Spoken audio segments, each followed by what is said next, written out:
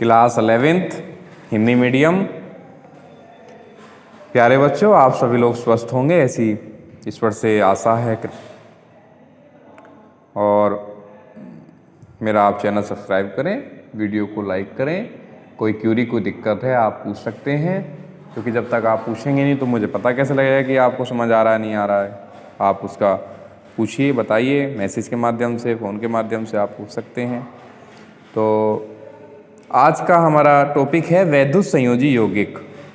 वैद्युत संयोजी यौगिकों के लक्षण। कल मैंने आपको वैद्युत संयोजी यौगिक बताया था।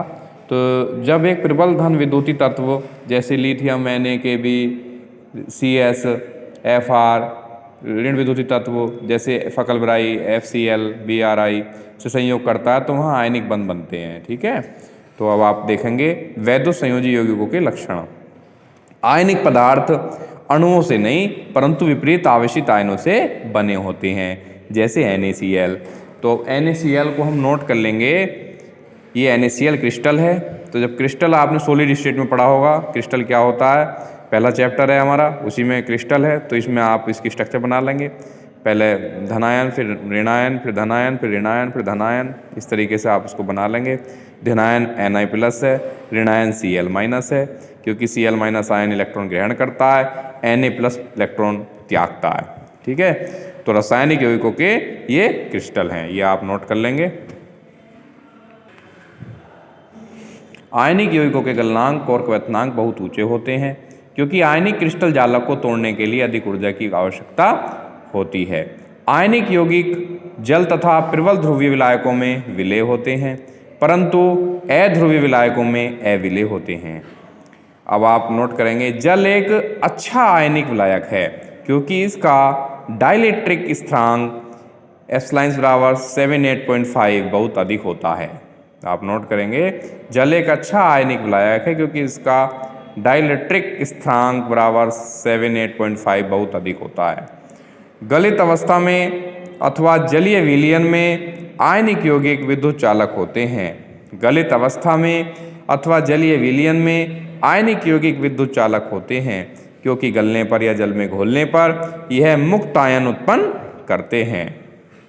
आप नोट करेंगे, सहसंयोजक बंध परमाणुओं के मध्य इलेक्ट्रॉन युग्मों की साझेदारी से जो बंध बनते हैं सहसंयोजक बंध कहलाते हैं। आप नोट करेंगे, सहसंयोजक बंध क्या होते हैं।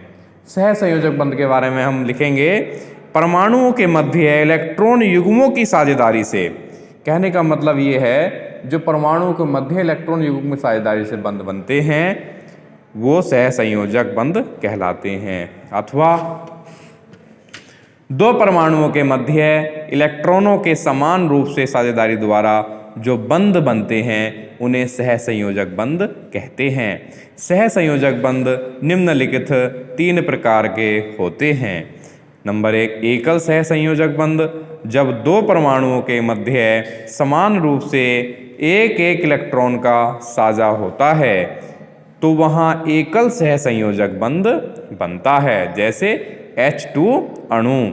आप लिखेंगे, देखेंगे, समझेंगे। एकल सहसंयोजक बंध, जब दो परमाणुओं के मध्य समान रूप से एक एक इलेक्ट्रॉन का साझा होता है तो वहाँ एकल सहसंयोजक बंध बनता है, जैसे H2 अणु। H2 में एक इलेक्ट्रॉन ये है, एक इलेक्ट्रॉन ये है, तो दोनों आपस में प्रिपेयर हो रहे हैं, दोनों बन रहे हैं, या S≡H, तो एकल सहसंयोजक बंध। इसी में द्विसहसंयोजक बंध, जब दो परमाणुओं के मध्य समान रूप से दो दो इलेक्ट्रॉनों का साझा होता है तो वहाँ द्विसहसंयोजक बंध बनता है, जैसे O2 अणु। तो आप नोट करेंगे, O में 6 अणु यहाँ पर हैं, 6 इलेक्ट्रॉन यहाँ हैं, 6 इलेक्ट्रॉन यहाँ हैं। तो ये 2 इलेक्ट्रॉनों का साझा करने के बाद इससे बना रहा है, 2 इलेक्ट्रॉन साझा करने के बाद इससे बना रहा है। आप देख लेंगे, 2 2 4 2 6, 2 2 4 2 6। तो इसने 2 इससे लिए तो इसके हो गए 8, इसने 2 इससे लिए तो इसके हो गए 8। तो ये O डबल बॉन्ड O, तो द्विसहसंयोजी बंध। नंबर 3 है त्रिसहसंयोजक बंध। जब दो परमाणुओं के मध्य समान रूप से 3 इलेक्ट्रॉन का साझा होता है तो वहाँ त्रिसहसंयोजक बंध बनता है। आप नोट कर लेंगे, त्रिसह संयोजक बंध, जब दो परमाणुओं के मध्य समान रूप से तीन तीन इलेक्ट्रॉन का साझा होता है तो वहाँ त्रिसह संयोजी बंध बनता है। जैसे N2 अणु, N2 अणु में आप देख लेंगे N में कितने इलेक्ट्रॉन है, N में 5 इलेक्ट्रॉन है, तो 5 इलेक्ट्रॉन N में है, N का परमाणु क्रमांक 7 है, 2 और 5, तो N में बाद वाली कक्षा में कितने इलेक्ट्रॉन हो गए, 5 हो गए। तो N को कितने इलेक्ट्रॉनों की आवश्यकता है पूर्ण कक्षा बनाने के लिए, क्योंकि एक कक्षा में आते हैं पहले 2 फिर 8, तो बाद वाली कक्षा में कितने आते हैं 8, उससे अगली वाली में 18, तो कितने, तो 2 और 8 जब 8 हम बनाएंगे तो 3 इलेक्ट्रॉन की आवश्यकता है, जब 3 इलेक्ट्रॉन की आवश्यकता है तो ये कंपेयर कितने इलेक्ट्रॉन का करेगा, 3 इलेक्ट्रॉन का करेगा।